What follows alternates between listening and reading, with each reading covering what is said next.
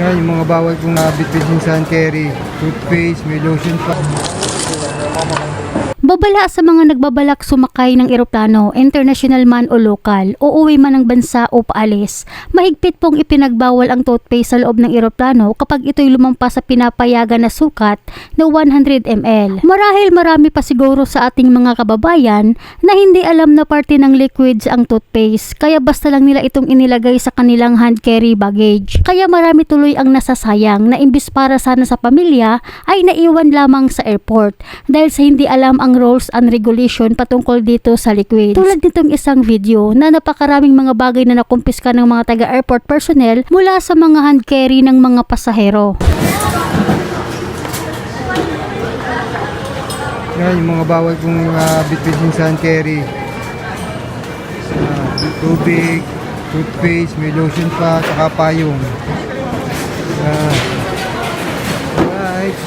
Kaya dapat po talaga natin alamin bilang isang pasahero ng eroplano kung ano ang ipinagbabawal nila para hindi po masayang o maiwan sa airport ang mga pinaghihirapan natin.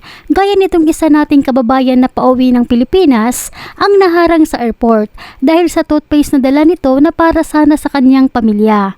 Palagi po nating isipin na ang bawat dala natin para sa ating mga mahal sa buhay ay dugot pawis natin pinaghihirapan. At kung ito man ay maiiwan dahil sa ito ay pinagbabawal, ay para na rin tayong nagbigay ng ating mga pinaghihirapan sa ibang tao. Kaya kung umabot man sa punto na tayo ay naharang at may isa sa ating mga pasalubong na minarkahan dahil bawal, ay huwag po tayong pumayag na buo kumpiskahin itong ating mga pinaghihirapan.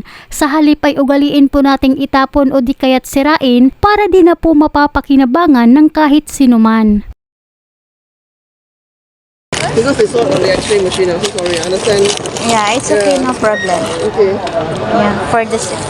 Huh? So that's yeah. okay, thank you. This one also cannot, madam.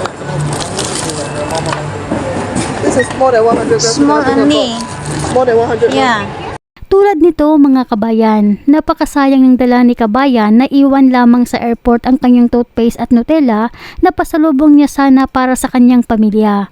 Kaya magtanong po kayo mga kababayan, magtanong kayo sa kakilala ninyo kung ano ang mga bawal dalhin sa loob ng eroplano. Pwede rin po kayo mag-research para di po masayang yung mga pinaghihirapan nyo sa abroad. Can I bring a bottle? 100 grams is 100 ml. Can I bring a bottle? I'm so sorry. It's okay. Okay, no problem. No man.